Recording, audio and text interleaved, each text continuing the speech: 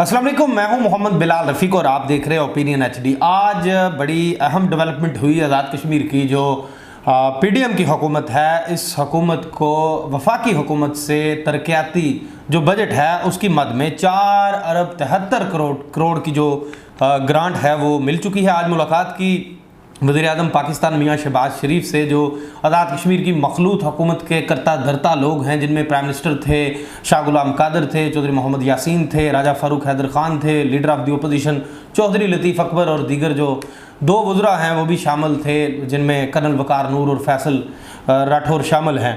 और ये बड़ी अहम डेवलपमेंट हुई। आपको ये भी बताता चलूँ कि ये डेवलपमेंट की मद में जो किस्त मिली है, इस किस्त के बाद जो अगला बजट है वो जारी होगा। उस बजट से पहले इस बजट को आज़ाद कश्मीर हुकूमत को खर्च करना होगा।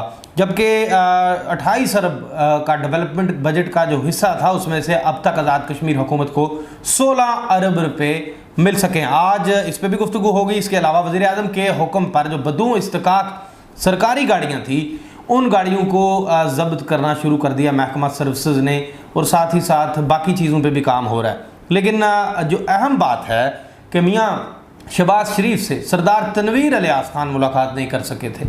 और ये जो किस्त आज मिली है ये पहले भी मिल सकती थी, लेकिन आज क्यों मिली है? चूँकि आपको अंदाज़ा है कि मुतद्दा जो अपोजिशन की पहले मुतद्दा अपोजिशन थी, अब तो चूँकि मखलूत हुकूमत बन गई इन जमातों की, जिनमें पाकिस्तान पीपल्स पार्टी, मुस्लिम लीग नून शामिल है, और ये PTI का जो फॉरवर्ड ब्लॉक था ये अब इनकी हुकूमत है। सो वहाँ पे मुस्लिम लीग नून की हुकूमत, प्राइम मिनिस्टर मुस्लिम लीग नून के हैं, बाकी वज़रा और बाकी हिस्सा जो है वो पाकिस्तान पीपल्स पार्टी का भी है वफाकी हुकूमत में। तो इस सारी सूरत हाल पर गुफ्तगू करने के लिए हमें जॉइन किया इस वक्त तजियाकार हैं ख्वाजा मतीन साहब। आइए इनसे गुफ्तगू करते हैं। ख्वाजा साहब वेलकम कहूँगा। किस तरह से देख रहे हैं आज़ाद कश्मीर हुकूमत को? आज 4 अरब 73 करोड़ की एक जो इंस्टॉलमेंट है वो मिल गई है। जी बहुत शुक्रिया बिलाल रफीक। सबसे जो बड़ी खुशाइन बात है कि जो 1 साल से जो सर्द मोहरी थी वफाकी हुकूमत और आज़ाद हुकूमत के दरमियान, जब से सरदार तनवीर इलियास खान वज़ीर-ए-आज़म आज़ाद कश्मीर बने थे, तो उनकी आपको याद होगा कि झड़प हो गई थी मंगला में, जो गैर जरूरी तौर पर उन्होंने वज़ीर-ए-आज़म पाकिस्तान से उलझने की कोशिश की थी उन्होंने, जिसका बड़ा बुरा मनाया गया था मुख्तलिफ हलकों में। तो उस वक्त भी वज़ीर-ए-आज़म पाकिस्तान ने कहा था आपके जो मसाइल हैं, इस हवाले से जो चीजें हैं, आप मेरे साथ इस्लामाबाद में मुलाकात करें और अपने इश्यूज बताएं। लेकिन बदकिस्मती है कश्मीरी अवाम की कि वज़ीर-ए-आज़म जो आज़ाद कश्मीर सरदार तनवीर इलियास खान थे, उन्होंने इसको अपनी अना का मसला बना लिया और मुलाकात करने से ग्रेस करते रहे, हत्ता के वज़ारत उज़्मा से हाथ धो बैठे।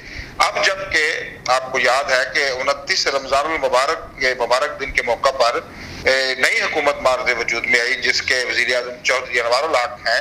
उन्होंने जब आके हिसाब किताब देखा, ब्रीफिंग्स ली, तो पता चला कि ये जो पिछला साल है जिसमें हमारा जो बजट है वो 11 अरब रुपए सिर्फ हमें मिले हैं।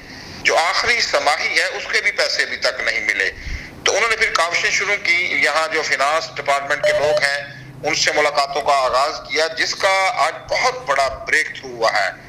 जब चौधरी अनवारुल हक नौमुंतखब वज़ीर-ए-आज़म अपनी जो इत्तेहादी हैं, जो मुस्लिम लीग नून के सदर हैं शाह गुलाम कादर, और दूसरी जानब जो सदर हैं पीपल्स पार्टी आज़ाद कश्मीर के चौधरी मोहम्मद यासीन, और साबिक वज़ीर-ए-आज़म राजा फ़ारूक हैदर ख़ान, और जो सीनियर लीडर हैं अपोजिशन लीडर, अभी तक उन्हें कहा जाएगा, चौधरी लतीफ़ अकबर साहब, फैसल राठौर साहब, कर्नल वक़ार साहब, ये बहुत बड़ा एक हैवी मैंडेट लिए वफद जब उनसे मिला, तो सबसे पहले उन्होंने मुलाकात करने से पहले ही वज़ीर-ए-आज़म पाकिस्तान ने 5.25 अरब रुपए के फंड्स जो 1 माह से रुके हुए थे वो फौरी तौर पर जारी कर दिए गए हैं।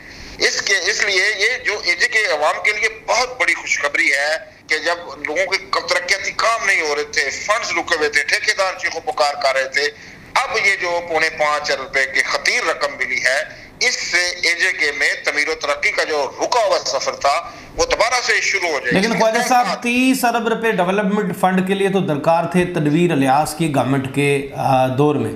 अब तो जो डॉलर का रेट भी ऊपर गया मार्केट के अंदर, आपको अंदाज़ा चीज़ों का, जो मेन प्रोजेक्ट्स हैं वो एजेके में डेवलपमेंट के रुके हुए हैं, महज इसलिए कि आज़ाद कश्मीर हुकूमत के पास पैसे नहीं हैं डेवलपमेंट के लिए। कुछ टेंडर्स जारी हो गए बड़े अहम मंसूबों के, ठेकेदारों ने काम करने से इनकार किया हुआ है। जी। तो ये उसी को तोड़ने के लिए जो ब्रेक थ्रू हुआ है, जो एक डेडलॉक बरकरार था, ये देखें कि एजेकी की हुकूमत का वफाकी हुकूमत के साथ लिजान होना बहुत ही जरूरी है। उसके बगैर एजेकी हुकूमत नहीं चल सकती। अब ये जो टूटा हुआ रिश्ता था, जो सर्द मोहरी थी, अब वो बर्फ पिघल गई है।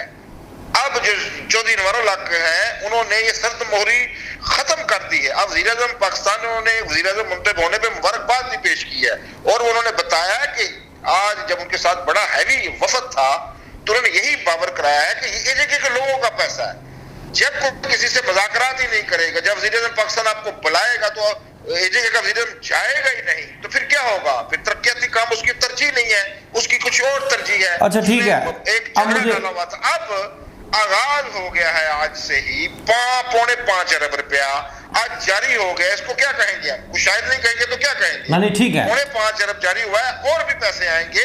अब सबसे बड़ा जो ब्रेक थ्रू हुआ है वो ये हुआ है कि वो जो रिश्ता नाता लिजान टूटा हुआ था, वो आज चौधरी अनवर हक ने उसको बहाल कर दिया है। आज 5 अरब मिले, 10 अरब कल आने वाले दिनों में मिल जाएंगे, और जो अगला बजट आ रहा है उसकी रकम भी आपको पूरी मिलने की तवक्को की जा रही है। अब बड़ी खुशी की लहर है। हम देख रहे हैं, मेरे साथ बड़े लोगों ने राब्ता किया है कि इस वक्त जो फंड जारी करने की खबर जब गई है एजेके में, तो ठेकेदारों के घरों में खुशी की लहर दौड़ गई है। अब फंड्स आ गए हैं, तो ये 5 अरब क्या किसी की जेबों में जाने? ये रियासत के लोगों का काम होना है, तो ये इसे खुश शायद ही कहेंगे, और क्या कहेंगे? चलो आगाज तो हुआ ना, 5 अरब थोड़ी रकम नहीं होती, इसे 500। अच्छा ठीक है ख्वाजा साहब, अब मुझे अगले स्टेप पे आइएगा। गाड़ियां जो हुक्म दे रखा था प्राइम मिनिस्टर ने, गाड़ियां जो थी वो बदू इस्तकाक सरकारी अफसरान, आपको तो पता है ना, बड़ी मौज मस्ती किया करते थे। 4 गाड़ियां चल रही हैं, सेक्रेटरीज के घरों में गाड़ियां चल रही हैं, सबको पता होता था ना, आपके भी इल्म में था, मेरे भी इल्म में था, इस पर बात भी होती थी, लेकिन इस पर कोई एक्शन नहीं होता था। अब आज तस्वीरें जारी हो रही हैं कि गाड़ियां जो जब्त की जा रही हैं बदू इस्तकाक, लेकिन अब चूंकि ये बहुत बड़ा मामला है, आप क्या समझते हैं कि ये भी इब्तदा हो गई है? बिलाल रफीक साहब, बात असल में ये है कि हम 70 साल से एक तर्ज पर चल रहे हैं। हमारे ब्यूरोक्रेट्स ने अपना हक समझ लिया है, बगैर इस्तेकाक के, उनके इस्तेकाक एक गाड़ी का 4 गाड़ियां दबा लें जी, जो निचले दर्जे के मुलाजमीन या नायब कासदीन उनको दबा लें। अब जबकि एक तब्दीली आई, जब उन्होंने ऑर्डर सर्कुलर जारी किया वज़ीर आज़म ने, तो इसी इनको मजाक समझा कुछ लोगों ने, ये सिर्फ सर्कुलर है। मैं यही बारहा कहता हूँ प्रोग्रामों में, आप जब गुफ्तगू के लिए वदू करते हैं, तो ये चौधरी अनवर हक साहब को जानते नहीं है लोग, उनके बारे में किसी गलतफहमी का शिकार है। ये भूल जाएं, वो जो सर्कुलर ये हुक्म जारी करेंगे उस पर अमल नहीं होगा, इस पर 100% अमल होगा, और ये एजेके के अवाम भी देखेंगे और आप भी देखेंगे। अब जबकि उन्होंने रिपोर्ट तलब कर ली, मेरी जो इतलात है कल तक उन्हें ये रिपोर्ट मिल जाएगी कि कहां से गाड़ियां थी, किस ने जायद गाड़ियां दबाई हुई थी, और कहां से रिकवर कर ली है। जो ये नहीं करेगा, जो भी कानून शिकरी करेगा, उसको इसकी सजा भुगतना पड़ेगी।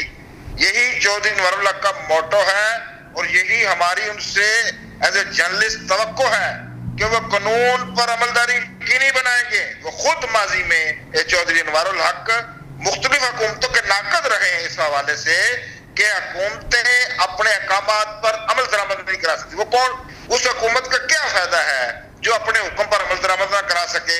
ये जो चौधरी अनवर हक साहब ने आज आपने देखा, पूरे एजेके में एक पकड़ दकड़ का सिलसिला शुरू हो गया है।